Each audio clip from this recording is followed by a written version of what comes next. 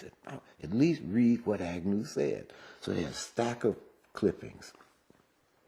I'm scared to death. I mean, I'm actually trembling with all this press. And my hand was doing like this. And press is watching every move. So in order to cover the fact that I was nervous, I acted as if I was speed reading. Is it true? And so I'm going That's through. That's very creative. I'm trying to think on my feet. So I'm going through, and my hand's doing like this, and I'm going, I didn't see a word. I could not focus a word.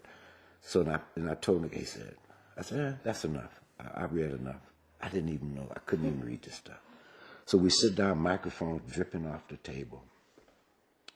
And my campaign manager says, we'll begin the press conference. Everybody, lights, action. They're waiting for me to give this carefully worded statement.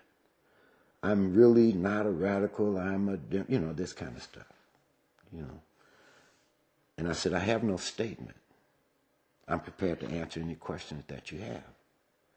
That was counterintuitive. So there was this pregnant pause, and then finally someone said, Vice President Agnew charges that you're a radical. How do you respond to that charge? Well, I don't know what Vice President Agnew meant by radical, but if what he meant by radical was that I opposed the insanity and the cruelty of the Vietnam War, that I raised my voice in the name of peace, that I oppose racism, sexism, all forms of chauvinism, that I advocate dealing with the problems of poverty and hunger and disease and inadequate education, etc., then I'm proud to be called a radical. Absolute silence. Because it wasn't where they thought I would, I just said, I don't know what he meant, this is what I meant. And what I tell young people when I tell them that story is never let anyone else define who you are. Always be in control of who. Goes back to your mom. Right. Yes. You define who you are. Yes. And so I said, I don't know what he meant. Because these words get used. Centrist, left, right.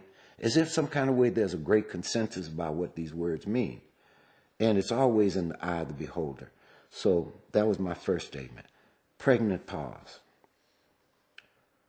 They didn't quite know what to do because they came to see a man dance on the whims of expediency. And be defensive. Right. So then finally someone said, Vice President Agnew charges that you advocate bringing the walls down. How do you respond to that?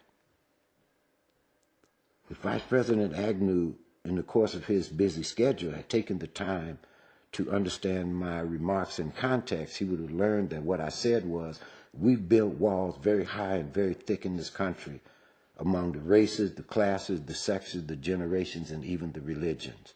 And that if we bring down the walls of racism and sexism and chauvinism and all other forms of isms, what we will find is that there are millions of people in this country across all these lines living very desperate lives.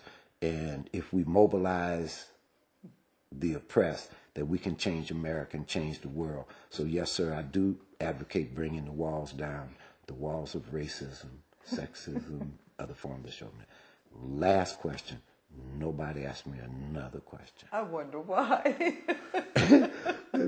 So the second, and what I tell people is, well, why did you give that answer? And I said, because that was the moment to define my politics. The first question was define who I am. The second question was define politics. You always must be in a position to define your politics. And let people make the decision, yay or nay. But that they always should be able to make an honest decision about who you are. I'm not here to be a charlatan. These are my politics. If you accept me, then fine. If you don't, that's cool. I get on with the rest of my life. But I'm not here to dance for you. Very clear. Because my mother taught me better than that. My parents taught me better. And along the way, I understood that very cleanly. I am who I am. And you accept me or you don't, and that's fine. But this is my right to be who I am. You have the right to ask me questions. My responsibility is to respond to you cleanly.